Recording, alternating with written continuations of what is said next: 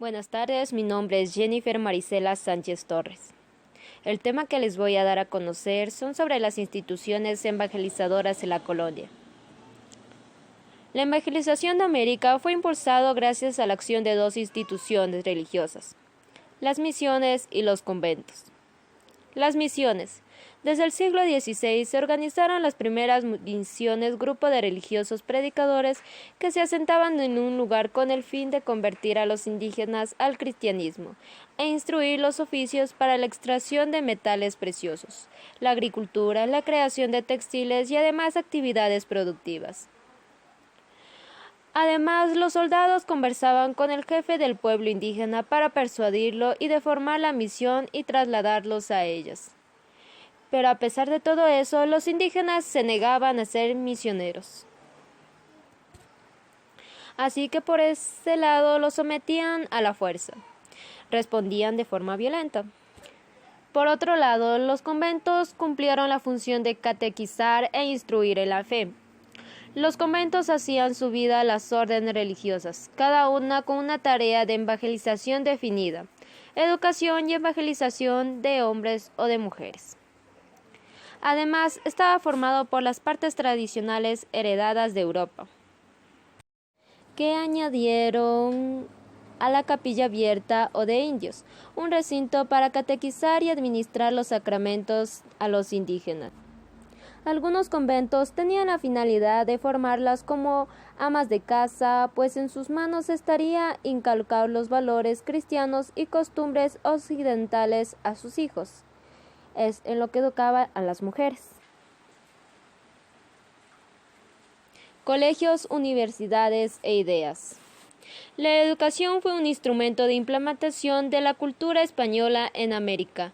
Para cumplir con ese fin, la educación colonial tuvo las siguientes características. Elitismo. Al privilegio de gobernar solo los españoles y blancos de criollo de sangre pura. Dogmatismo y absolutismo. Desde la metrópolis, y no eran cuestionables, los primeros grados, los estudiantes eran preparados para una educación universitaria eclesiástica. Aprendizaje memorístico. La pedagogía se basaba en la repetición textual de las lecciones. Patriarcalismo. Si se pertenecía a una familia adinerada, la mujer podía recibir educación, generalmente limitada a las primeras letras e instrucción en oficios domésticos, religión y alguna arte que recibía en escuelas femeninas, dirigidas por órdenes religiosas. Religiosidad. Impartaban y encontraban las sagradas escrituras en la educación religiosa. En virtud de patronato regio, las órdenes religiosas se encargaron de la educación en América durante toda la época colonial.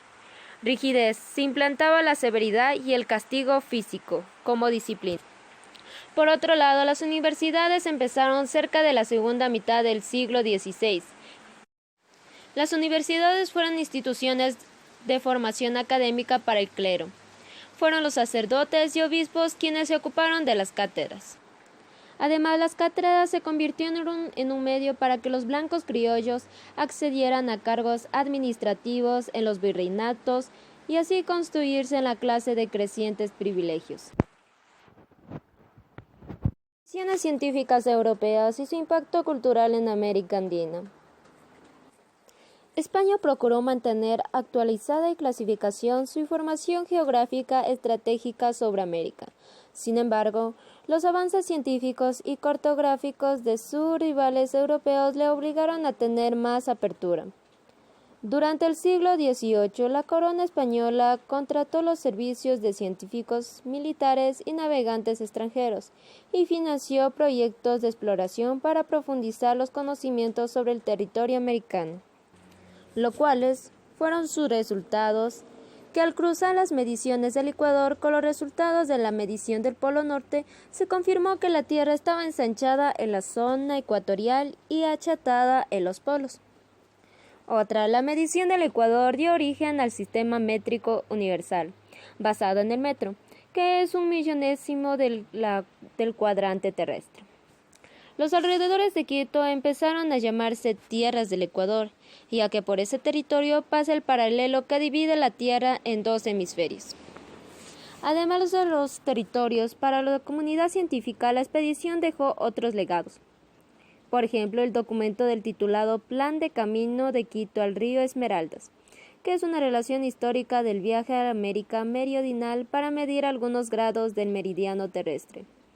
El registro de erupciones del volcán Cotopaxi entre 1743 y 1744, el primer dibujo universal de la planta de quinita.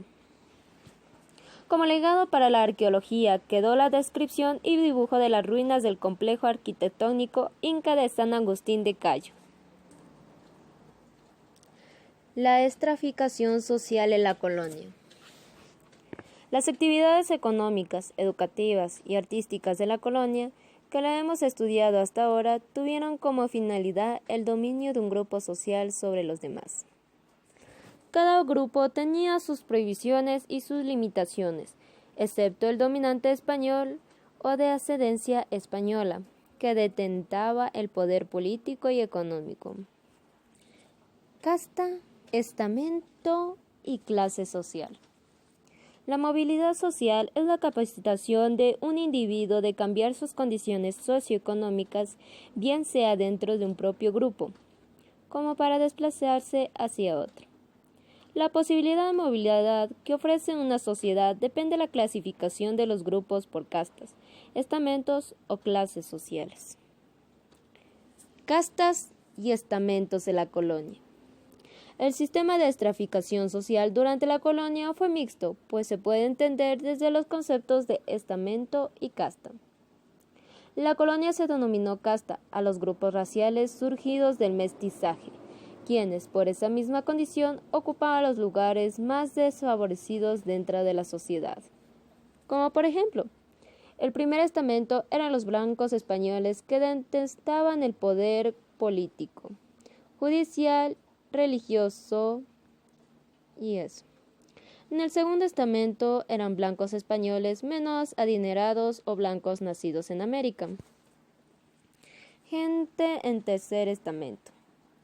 Gente sin capacidad económica, explotación por los estamentos superiores, constituían el grueso de la población en la colonia.